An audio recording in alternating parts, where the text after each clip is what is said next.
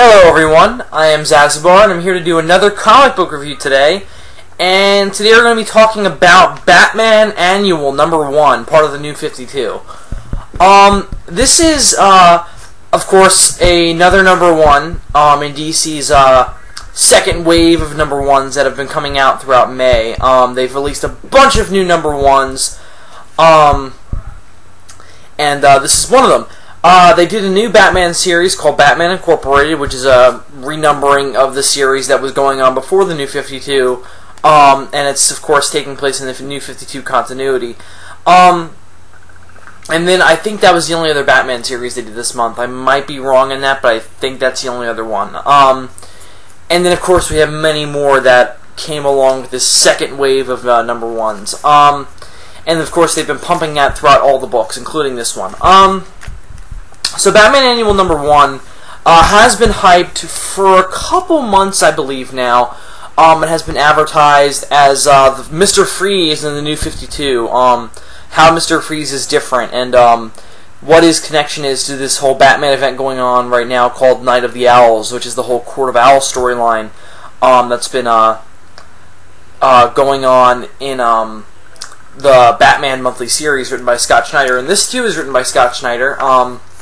And it is part of that storyline, though it's not centered around that. That's just kind of the catalyst for why we're getting this Mr. Freeze origin now, and why it's not being done after the Court of Owls things ends and connecting this to starting something else. But yeah, this connects into Night of the Owls, but it's not about the Talons themselves. In fact, you don't even see them in this book. For those of you unaware, I should probably explain what Night of the Owls is first.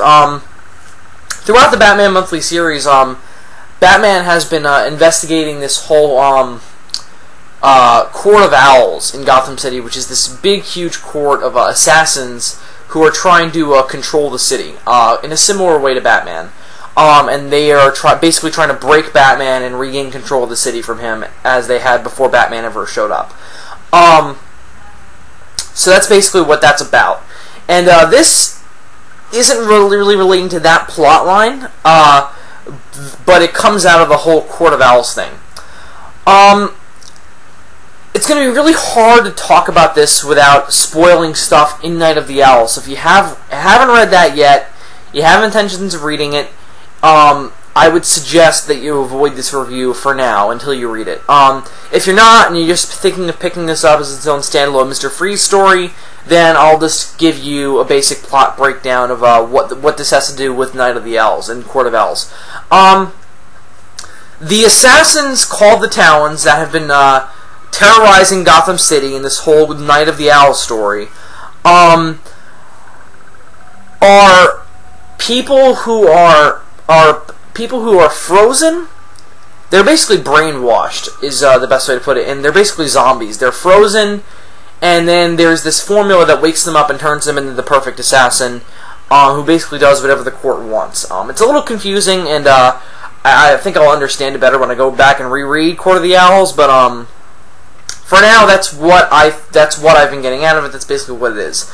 That these assassins were frozen, and then they're woken up when they need to be woken up, and they're given a costume, and they're called the Talon Assassin, and they're woken up with this formula that basically rekindles their entire body and gives them regenerative capabilities.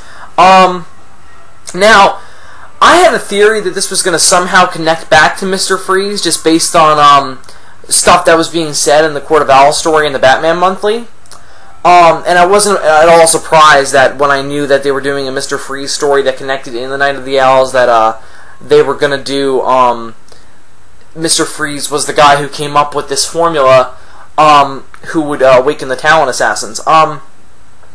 It's a clever way to connect it, because I have a feeling that Scott Snyder just wanted to rework Mr. Freeze's origin, but he actually did find a really clever way to work it back in the Night of the Owls, so that's kind of cool.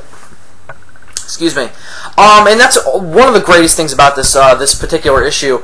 I'm going to come out and say it right now. This is a really, really good issue. I was kind of concerned about it, just because I thought that, I don't know, I was kind of concerned about it because I felt like it was just going to be another book that was tying into Night of the Owls, like all the other Batman books that have been going on over the past few months. And I didn't expect it to really have its own standalone meaning or its own standalone story. It does. So that's very cool. So one of the coolest things about this is the subtle way it connects into Night of the Owls. Again, Mr. Freeze is the guy who comes up with the formula that awakens the Talon's assassins, and they're of course now running around Gotham City killing people. And I like that. And what's also really cool is that it connects it into the main story of this issue. I'm not going to spoil... let me just explain first. Again, this retells the origin of Mr. Freeze for the New 52.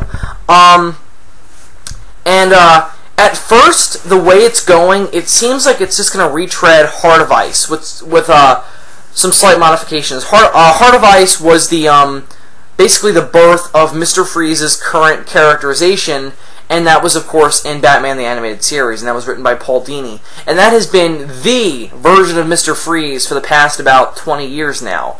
So, basically, every Mr. Freeze story that you had, it was that origin, or at least that characterization of him, which was kind of this tormented former scientist with no more emotions who's just trying to save his wife and has been abused by supposedly Batman and just all these this corporate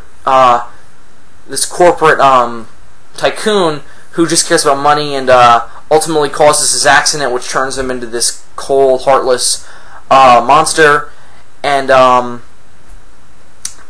doesn't allow him to continue research on his wife who has some kind of inoperable disease. So he freezes her so that way one day she'll wake up and there'll be a cure.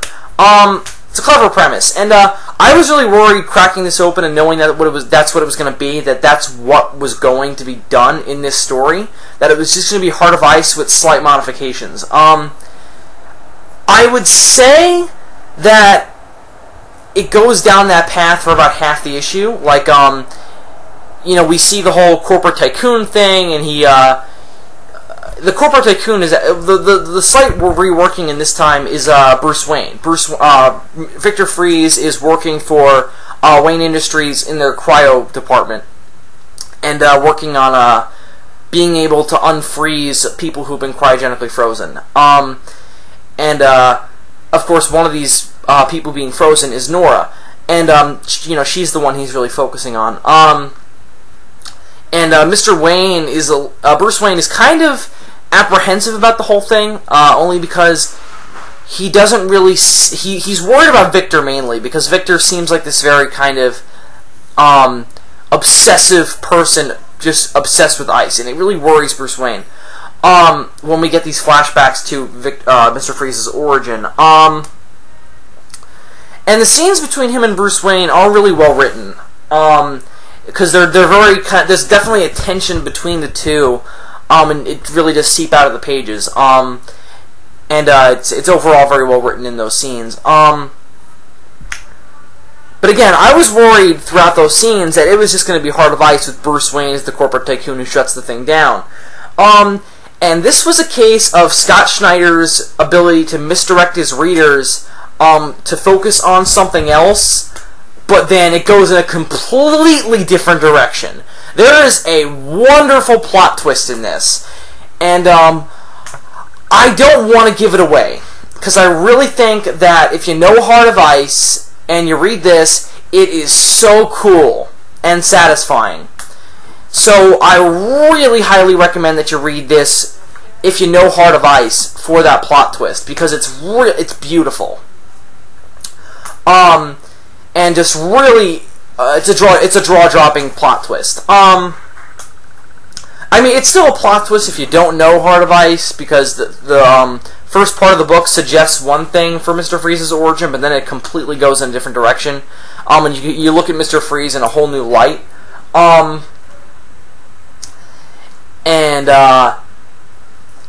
It's very cool either way, but I think it's even cooler if you know Heart of Ice. No pun intended.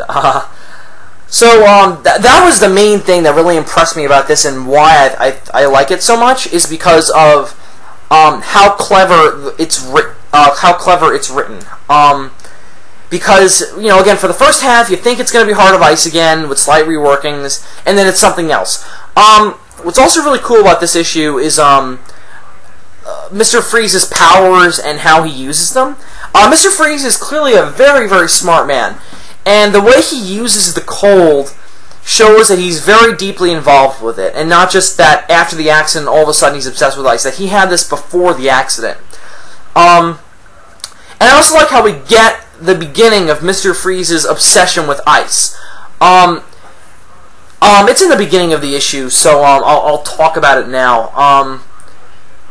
So basically, Mr. Freeze's mother fell into a ice-covered lake when he was a child, and she had this really bad accident, and she was paralyzed. But the thing that saved her and why she was able to survive was because the temperature of the lake kept her preserved until paramedics were able to arrive. And it was really, really cool and very tragic. And I really like what he walks away with this from, is that the ice, I think he knows deep down the ice caused the problem, but that it also saved her. And that started his obsession with ice.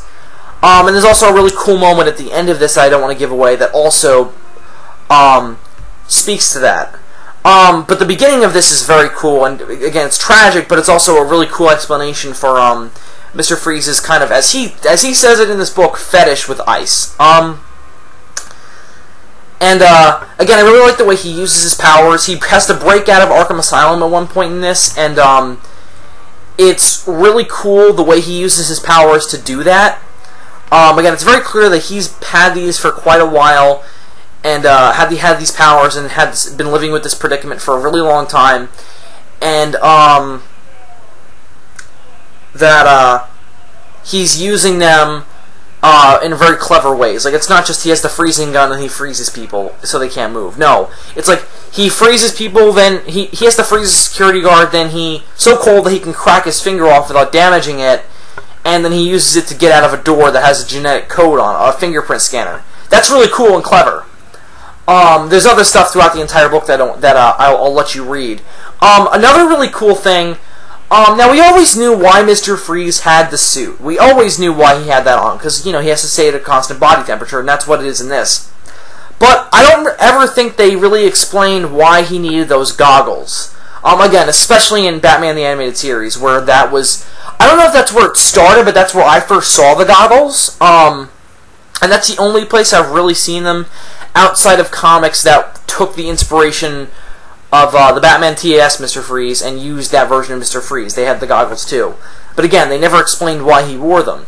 In this, they explain that he needs to wear them because his eyes will freeze out of their sockets. That his eyes are really the only part of his body that can't stand the cold. So he has to wear goggles that will prevent his eyes from freezing out of their sockets.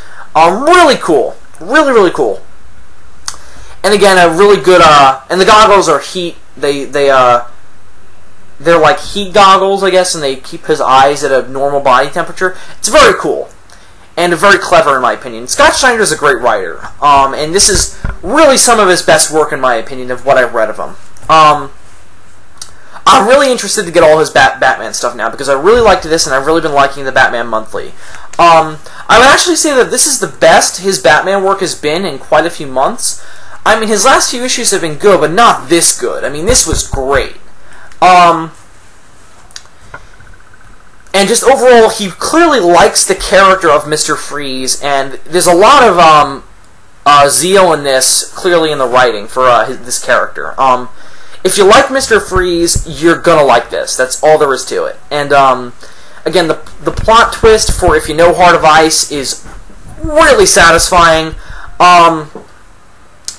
And, you know, the writing overall is very good. It's very clear that Scott Snyder likes this character. His ultimate confrontation with Batman is fantastic. It's easily, I would say, if not my favorite part, one of my favorite parts of this thing, because it's so well written. And, excuse me. And what I also like is that this is a Batman comic. We get this a lot in Batman stories, especially these days, where Batman isn't really the central character. Like, it's his book and his universe, but the central character is either a villain or someone being affected by the villain, or sometimes it's even one of his one of his sidekicks or allies. I like that there's something here for Batman to make this emotionally important for him. It's not just, I'm defending Gotham this time. It's something deeply personal for him with the fact that Mr. Freeze is the reason why all the Talons are unleashed on Gotham City. So he has a deeper hatred for Mr. Freeze than he ever had the chance to, or ever the reason to. So that's really, really cool, and I really liked that about it. Because it always annoys me in Batman stories, especially where we've got Batman fighting a villain with just the reason that he's Batman. He's got to take him down so Gotham won't be destroyed. That there's something deeply personal in here for him to truly hate the villain, or at least have a personal reason for him to want to see him go down. And that's really well handled, in my opinion. Other things I wanted to discuss without spoiling the twist, and just parts of this that I think you guys will enjoy reading while you're reading it. The art is really, really spectacular, especially Batman. This Batman design is great. And Mr. Freeze. This is probably my favorite rendition of the New 52 Batman costume. I think it's just because you don't see as many of the lines as you see like in the current Batman Monthly, especially in Detective Comics, especially in Justice League. It doesn't look like armor, and that's great, because I don't like Batman having armor. And that's what he has in Justice League. Not so much in the Monthly, and not in Batman Incorporated, but this is my favorite rendition of the current Batman costume. It's really cool looking, and overall the art's beautiful. Mr. Freeze looks fantastic, and the way this artist, James Tyneson IV, I think that's the artist. Let me just check quickly. Ooh, I'm sorry. No, that's not the artist. He co-writes with Scott Snyder. So okay, my bad. Jason Fabik, if I'm pronouncing that correctly, is the artist on this, and it's absolutely beautiful. The cover especially is gorgeous, but the way he draws Mr. Freeze and the way he draws the ice is very, very cool. And again, I love this version of Batman's costume. It's very cool. This is easily my favorite of all the New 52 renditions of that costume. So anything else I wanted to talk about in this without spoiling it? I suppose not. I think I pretty much got everything I wanted to say. Except maybe that this was a really nice standalone Mr. Freeze story. And it pretty much begins and then it wraps up perfectly. Like it's perfectly paced and perfectly well told. Like it wasn't like it was half of it was like the first part of a Mr. Freeze story and then it's going to be continued later. No, this is a full-on Mr. Freeze story and it's very satisfying. Like, I think that there's more things you can do with this version of Mr. Freeze, but I think that this is it's a really good standalone Batman story and a really good standalone Mr. Freeze story. So I highly recommend it if you like the villain Mr. Freeze and you like you like the Heart of Ice version of him. But again, this is different. So knowing Heart of Ice, I was really glad that there was a surprise in here for me. And it wasn't just rehashing Heart of Ice. So really fantastic. I wasn't expecting to be surprised with Mr. Freeze's origin, but I was. Credits to Snyder's writing. Really cool. I liked that this wasn't just more of the Night of the Owl story that we've been getting in every single Batman Monthly book for the past few months. I liked that this was kind of its own thing, but it used that to tell its own. It used that as a catalyst for its story. So I think that's really clever. And so far, this has been the best Batman I've been reading in a few months. Really, really good. I highly recommend it. Problem. Two problems, actually. Problem one. There's one part of this where Batman's talking to there's two lines in this book that kind of annoy me from Batman. And when he's talking to Mr. Freeze near the end, I'm not going to say them, but because they spoil the plot twist. But he sounds like kind of a jerk. Like, I get that he's angry at Mr. Freeze, for what he's done with the Talons, and I get that he's losing some patience with these madmen, and that he's going to kind of snap every now and then. I mean, he might be Batman, but he's also human. But I don't know. It was strange, and it made Batman kind of sound like a really angry Spider-Man, if you know what I mean. Like a really kind of angry, pissed-off teenager who doesn't know how to control his anger.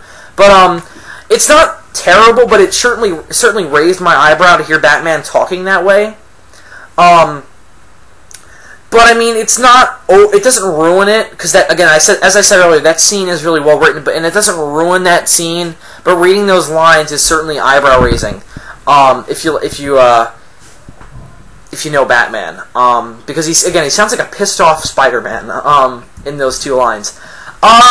So overall, really good. The second problem, sorry, I'm jumping ahead here. The second problem I wanted to mention with this is the goddamn pricing. Alright, listen, DC. I don't mind spending $4.99 on a comic book if I'm getting that exact amount of pages. This month, and during the same visit to my comic shop where I got this, I also got Batman Beyond Unlimited number 4, which is way longer than this. And that's $3.99. This is $4.99. What the hell? This is only a little bit longer than your typical comic book. Only about, I guess, maybe 5 or 10 pages, but I know that may sound like a lot, but when you're adding an extra $1 in that price tag, it's really, really expensive, especially when you compare it to something like Batman Beyond Unlimited, which is way longer than this, has 4 different series inside of one book, and is $3.99. That is a joke. Well, excuse that. I think it's worth that price, but it really should have been $3.99. Because this is overpricing at its very best. I get that annuals are supposed to be longer, and this is longer than the monthly Batman title, but it's not an extra $1 worth more longer. It really needs to be a $3.99 book. Or it could have been longer, but I regret saying that only because I thought that this was paced really well and it didn't really need to be longer. It just should have been $3.99. So that's really all I have to say about this. I'm going to give it a 4.5 out of 5. I really, really liked it. The writing for Batman in that one scene was a little off. And again, the pricing is atrocious. So I'm going to give it a 4.5 out of 5. I definitely recommend it. It's really good stuff. Really, the best Batman that's been around in a while for the last couple months. So I recommend it for that. I recommend it for a really great reworking of Mr. Freeze's origin, and overall just a really great experience with the art and the writing coming together to form something really good. If you've been following the Night of the Owl storyline, and if you want to really know the connection between, well, not the connection, but the reason why the Court of Owls was able to awaken the Talons, it's also good for that. So if you've been following the Night of the Owl storyline, I also recommend it for connecting into that. So that's really all I have to say. Thank you very much for listening, and I'll see you guys all soon.